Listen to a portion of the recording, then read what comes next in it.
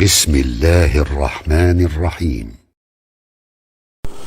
تمام ناظرین کو علمدار ٹی وی پہ خوش آمدید۔ ناظرین، آج کی ویڈیو میں حضرت ایوب علیہ السلام کا قصہ بیان کروں گا۔ آپ کا ذکر قرآن میں 4 مقامات پر آیا ہے۔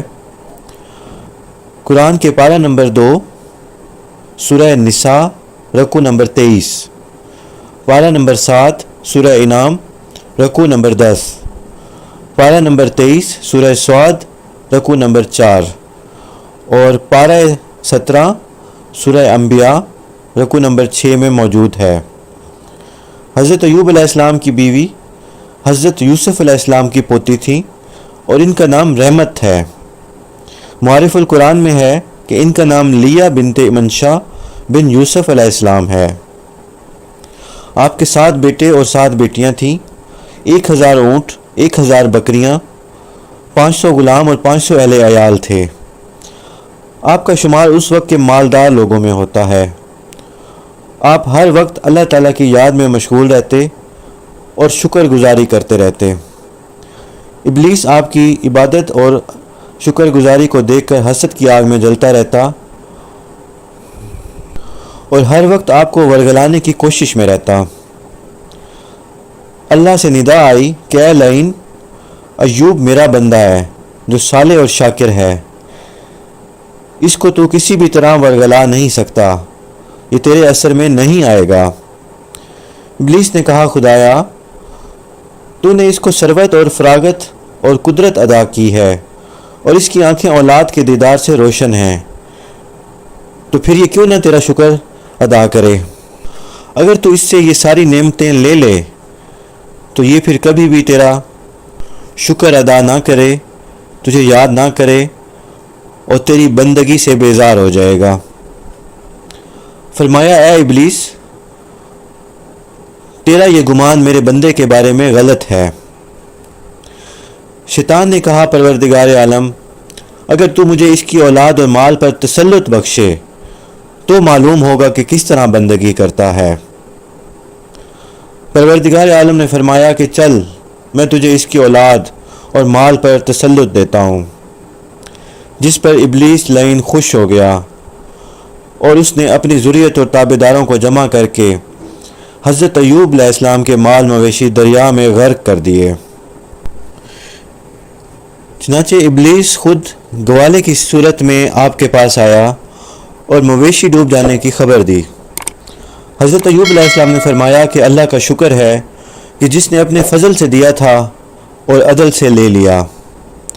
پھر شیطان نے مایوس ہو کر اپنی ذریت سے کہا کہ حضرت ایوب علیہ السلام کی زراعت اور خرمن کو آگ لگا دو۔ جب وہ سب جل کر راکھ ہو گئے تو شیطان نے آ کر کہا، آپ نمازوں میں لگے ہوئے ہیں، ادھر سب کھیت اور باغات جل کر فنا ہو گئے ہیں۔ حضرت ایوب علیہ السلام وہی جواب دے کر دوبارہ عبادت میں مشغول ہو گئے، بلکہ پہلے سے زیادہ دل جمی سے عبادت کرنے لگے۔ اسی طرح ابلیس نے گھر بار کا سارا سامان تباہ و برباد کر دیا اور وہ ملعون ہر تباہی کی خبر حضرت ایوب علیہ السلام کو دیتا، لیکن حضرت ایوب علیہ السلام پہلے سے بھی زیادہ دل جمی سے عبادت کرنے لگتے۔ حضرت ایوب علیہ السلام کی سب اولاد ایک مکان میں تعلیم میں مشغول تھی۔ ابلیس نے اس مکان کو ان پر گرا دیا اور تمام فرزندان کو اس مکان کے نیچے دب کر ہلاک کر دیا۔ یہ خبر بھی ابلیس نے حضرت ایوب کو دے دی، پھر بھی حضرت ایوب علیہ السلام صابر و شاکر ہو کر عبادت میں مشغول رہے اور توکل کی رسی کو تھامے رکھے۔ پھر اللہ کا امتحان آپ کے بدن پر آ گیا۔ شیطان نے کہا، خدا اب مجھے ان کے بدن پر اختیار دے، پھر معلوم ہوگا کہ یہ کس طرح عبادت کرتا ہے۔ پروردگار عالم نے فرمایا کہ بغیر زبان، دل اور کانوں کے میں نے تجھے سب تسلط دے دیا، تو یہ بھی کر کے دیکھ لے۔ چنانچہ شیطان بصورت ساحر مرد کے آپ کے پاس آیا اور آپ کی ناک میں پھونک دیا۔ اس کی حرارت سے پورے بدن مبارک میں خارش شروع ہو گئی اور اس سے گوشت پوست پھٹنے لگا اور تمام بدن میں کیڑے پڑ گئے۔ اور لوگوں نے آپ کو اس حالت میں دیکھ کر شہر سے باہر ایک جھونپڑی میں پھینک دیا۔ ہر کوئی آپ سے بیزار ہو گیا سوائے بی بی رحمت کے۔ انہوں نے کمر بستہ ہو کر آپ کی خدمت کی۔ جب تمام مال و دولت ختم ہو گیا تو بی بی نیک بخت نے مزدوری شروع کر دی۔ نصف مزدوری اللہ کے نام حضرت ایوب علیہ السلام کی تندرستی کے لیے صدقہ دے دیتی اور نصف پر خود اپنا وقت بھی گزارتی اور ایوب علیہ السلام کو بھی کھلاتی۔ جب بھی مزدوری کے واسطے جاتی تو راستے میں ابلیس کھڑا ہوتا اور ان کو ورگلاتا کہ تو جوان اور صاحب جمال ہے، کس واسطے مزدوری کرتی ہے اور اپنی جوانی کو ایسے آدمی کی خدمت میں برباد کرتی ہے۔ مصر میں ایک دولت مند سردار ہے، اس بیمار کو چھوڑ دے، میں تجھ کو اس سردار کے نکاح میں دے دوں گا اور تجھے خوب عزت دلاؤں گا۔ لیکن وہ بی بی پاک اعتقاد والی اس کی کسی بھی بات کی طرف توجہ نہ دیتی، بلکہ واپسی پر وہ سارا حال حضرت ایوب علیہ السلام کو سنا دیتی۔ تو حضرت ایوب علیہ السلام فرماتے کہ وہ ابلیس لعین ہے، کبھی بھی اس کی باتوں میں مت آنا۔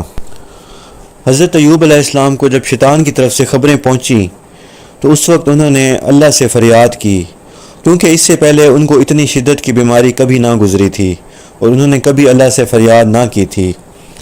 مال برباد ہو گیا، اولادیں مر گئیں، جسم مبارک مریض ہو گیا، یہاں تک کہ سوئی کے ناکے کے برابر جسم مبارک میں ایسی کوئی جگہ نہ تھی جہاں بیماری نہ ہو، صرف دل اور زبان سلامت تھی۔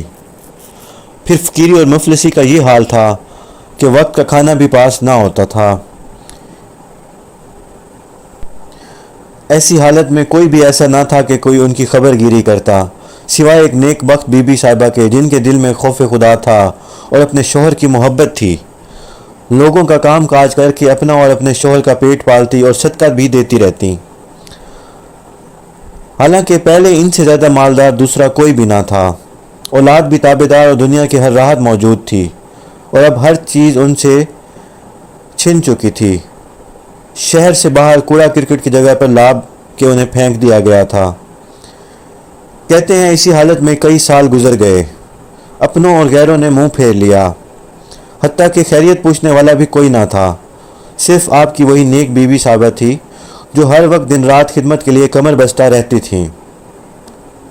بالآخر دور آزمائش ختم ہونے کا وقت آ گیا۔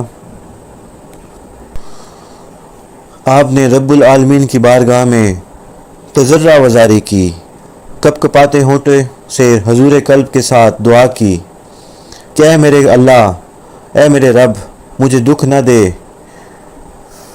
اس تکلیف نے مجھے تڑپا دیا ہے، تو ارحم الراحمین ہے۔ اسی وقت رحیم و کریم اللہ نے ان کی دعا قبول فرمائی اور حکم ہوا کہ زمین پر اپنا پاؤں ماریں، اور پاؤں لگتے ہی وہاں ایک چشمہ ابلنے لگا۔ پاؤں مارتے ہی وہاں ایک چشمہ جاری ہو گیا۔ حکم ہوا کہ اس کا پانی پی لیں۔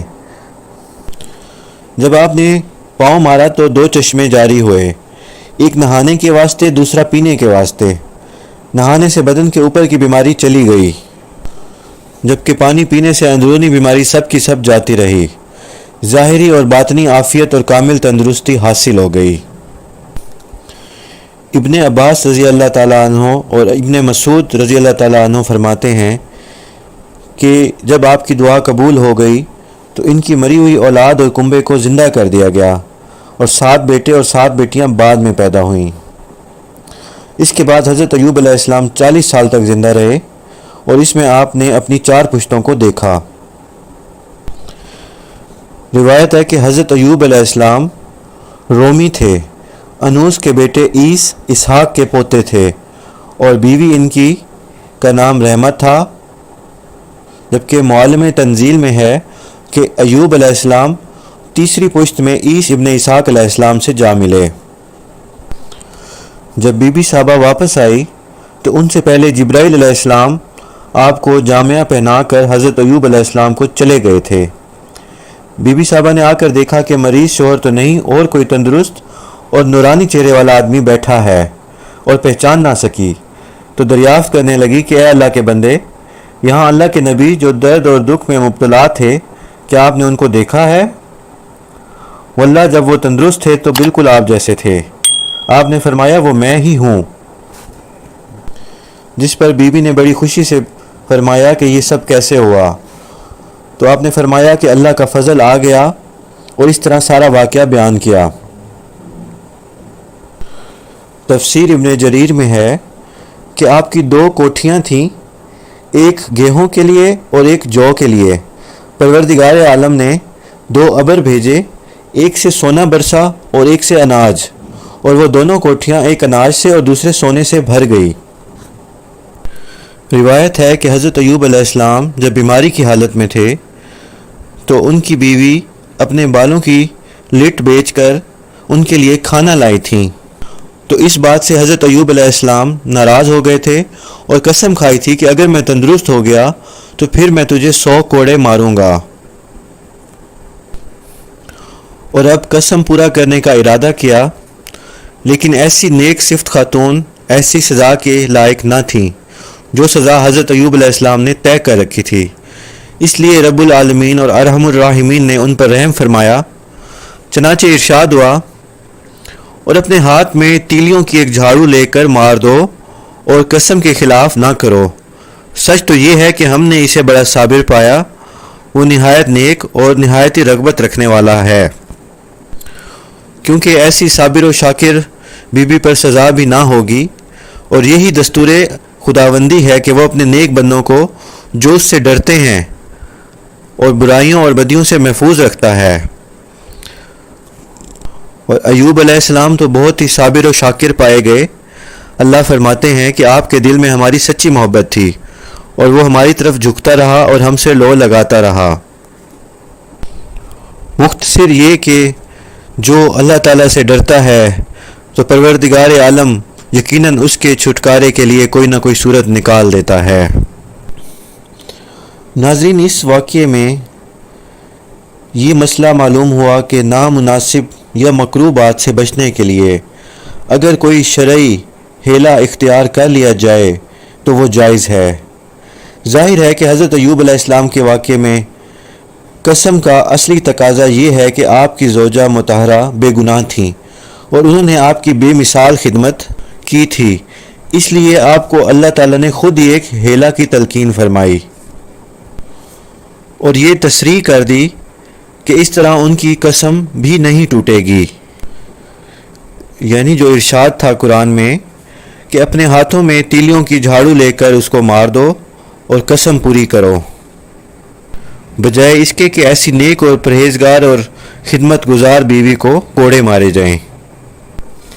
لیکن یہ یاد رکھنا چاہیے کہ اس قسم کے ہیلے اس وقت جائز ہوتے ہیں جب انہیں شرعی مقاصد کے ابطال کا ذریعہ نہ بنایا جائے۔ اگر ہیلہ کا مقصد یہ ہو کہ کسی حقدار کا حق باطل کیا جائے یا کسی صریح حرام فعل کو کسی طریقے سے اپنے لیے حلال کر لیا جائے تو ایسا ہیلہ بالکل ناجائز ہے۔